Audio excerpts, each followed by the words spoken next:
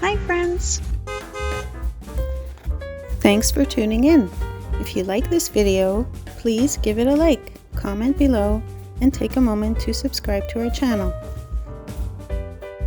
As this bike ride begins along the Festival Grounds Trail in New Orleans City Park, the wide open landscape reflects one of the park's most active and versatile spaces.